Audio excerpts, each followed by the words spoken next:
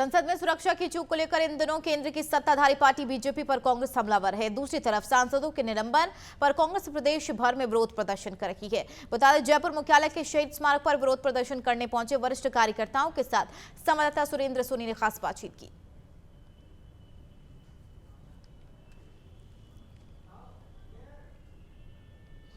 India गठबंधन के साथ साथ अखिल भारतीय कांग्रेस कमेटी भी जो है वो विरोध प्रदर्शन कर रही है, क्योंकि संसद भवन में जिस तरीके से सांसदों को जो निलंबन किया गया है उन पर जो है वो इंडिया गठबंधन के साथ साथ उनके जो सहयोगी दल है वो भी पूरे प्रदेश में विरोध प्रदर्शन कर रहे हैं। जयपुर में भी जो है वो बड़ा विरोध प्रदर्शन किया जा रहा है। साथ ही साथ प्रदेश के हर एक जिला मुख्यालय पर भी आज जो है वो कांग्रेस कमेटी की तरफ से विरोध प्रदर्शन किया जा रहा है।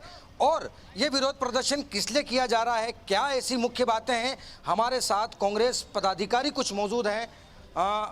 भारद्वाज जी, क्या आज किस प्रकार का कांग्रेस रणनीति बना करके धरातल पर उतरी है? देखिए, लोकतंत्र का मंदिर संसद कहलाती है और उस संसद के अंदर जो चुने हुए सांसद हैं उनको अपनी बात नहीं कहने दी जा रही, और कोई अपनी बात कहने के लिए उठता है या मजबूती के साथ में अपना पक्ष रखना चाहता है तो उसका निलंबन किया जाता है। ये लोकतंत्र के अंदर आने वाले समय में शुभ संकेत नहीं है। अपनी बात कहने को सबका अधिकार है, और जो जिस तरह का माहौल आज देश के अंदर बनाया जा रहा है लोकतंत्र के उस पवित्र मंदिर में, आप जहाँ पे मंदिर पर आक्रमण हो जाता है, कुछ लोग घुस जाते हैं, आज वहाँ की आप रक्षा नहीं कर पा रहे हो, और सांसद कोई मुद्दा उठाए तो आप उनकी आवाज़ को दबाना चाहते हो, ये बहुत निंदनीय है। इसको लेकर के आज यहाँ पे धरना प्रदर्शन हमारा है। बिल्कुल, हमारे साथ और भी कांग्रेस के कई पदाधिकारी मौजूद हैं। सर, जिस तरीके से कहा गया है कि एक किसान नेता और किसान पुत्र, या यूं कहें कि जो उपराष्ट्रपति हैं उसकी मिमिक्री की गई है, और इसी मिमिक्री पर जो है वो निलंबन के कई सांसदों को निलंबन किया गया। आज प्रदेश भर के साथ साथ जिला मुख्यालय पर भी विरोध प्रदर्शन है, तो ये कहाँ तक सही था? क्या मिमिक्री करना सही था?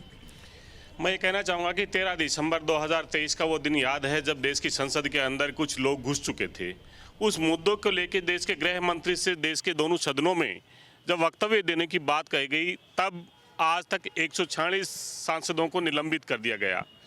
देश की संसद के अंदर वो कानून पारित कर रहे हैं, 2/3 जो सांसद हैं वो वहाँ पे नहीं हैं। आप मिमिक्री की चिंता करते हैं, वो निलंबित सांसद जो बाहर बैठ के उस सदन के पटल के सामने सदन के नेता द्वारा मिमिक्री की जाती है, तब देश का कोई भी नेता नहीं बोलता। लेकिन जब देश की डेमोक्रेसी को डिक्टेटरशिप के द्वारा डिस्ट्रॉय किया जाता है और मिमिक्री की जाती है तो वो मुद्दा बन जाता है। हम पूछना चाहेंगे ये जाति के नाम पे रुंदाली विलाप करने वाले लोगों से कि आज जो राष्ट्रीय गौरव की जो बेटियां थी, जो पहलवान थी, जिन्होंने हिंदुस्तान का तिरंगा दुनिया की धरा पे लहराया था, और हिंदुस्तान के 142 करोड़ लोग इस खुशी से झूम उठे थे, आज वो बेटियां न्याय के लिए गुहार कर रही हैं। मैं कहता हूं कि देश के तमाम लोग उन बेटियों के साथ में खड़े हैं, लेकिन इन रुंदाली विलाप करने वाले भारतीय जनता पार्टी के नेताओं से हम कहना चाहेंगे कि वो कब अपने सांसदों, विधायकों और संवैधानिक पदों से इस्तीफा देके उन किसान की बेटियों के साथ में न्याय के लिए खड़े होंगे जिन्होंने इस राष्ट्र के गौरव को बढ़ाया है। बिल्कुल सर, कहा जा रहा है बार बार बीजेपी की तरफ से कि कांग्रेस सिर्फ मखौला बना रही है या मुखौटा बना रही है, तो ये कहाँ तक सही है?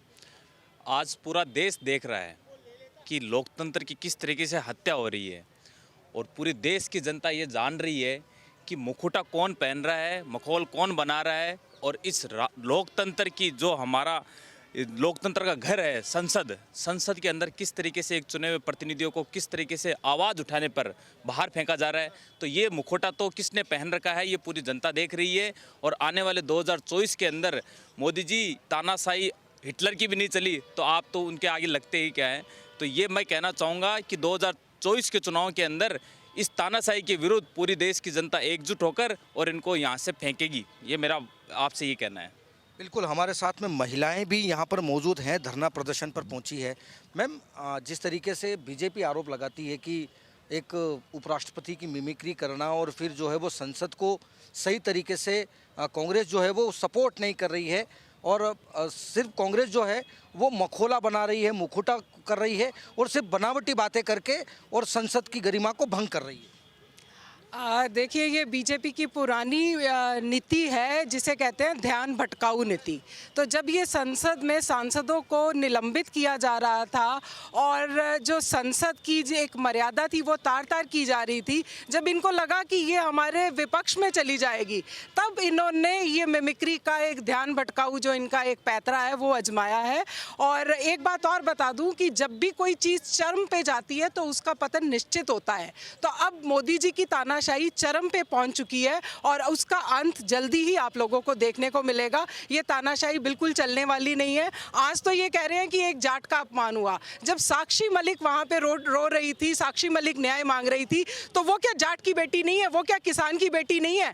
कल इन्होंने फिर रेसलिंग फेडरेशन के उन्हीं के पार्टनर को उसका अध्यक्ष बना दिया। तो ये क्या एक जाट की बेटी के साथ या किसान की बेटी के साथ अन्याय नहीं है? तब इनको जाट का सम्मान समझ में नहीं आता, तब इनको किसान का सम्मान समझ में नहीं आता।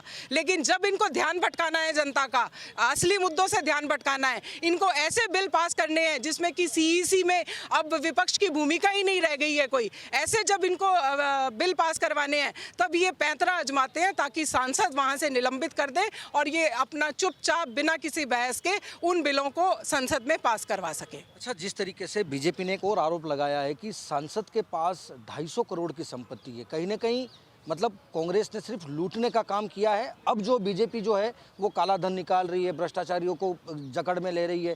तो अमित शाह ने एक बड़ा आरोप लगाया है कि कांग्रेस हमेशा से लूट और झूठ की दुकान रही। देखिए, अमित शाह जी ने अगर आरोप लगाया है तो हमारी पार्टी के अगर किसी सांसद के यहाँ पे कुछ निकला है तो उसकी जांच निष्पक्ष एजेंसियां कर रही हैं ना, वो कर लेंगी। अमित शाह पहले अपने गिरेबान में झांके, नोटबंदी में सबसे ज़्यादा जो काला धन था वो कौन से कोऑपरेटिव बैंक में बदला गया था, ये उनको पता है क्या अमित शाह जी को? ये सवाल पूछिए आप उनसे। अमित शाह जी पहले अपने गिरेबान में झांके, फिर दूसरों के घरों पर पत्थर फेंके। बिल्कुल, ये थे तमाम कांग्रेस के बड़े पदाधिकारी जिन्होंने कहा है कि बीजेपी जो है वो अपने पहले गिरेबान में झांक करके देखे, क्योंकि जब एक उंगली सामने उठती है तो कहीं ना कहीं 3 उंगलियां भी वापस से विपक्ष की तरफ से भी उठते हुए नजर आती है। लेकिन जिस तरीके से आज पूरे प्रदेश भर में धरना प्रदर्शन किया जा रहा है, अब देखने वाली बात ये होगी कि इस धरना प्रदर्शन पर ये धरना प्रदर्शन कितना असर दिखा पाता है। कैमरा पर्सन राकेश गुप्ता के साथ सुरेंद्र सोनी, नवतेज टीवी, जयपुर।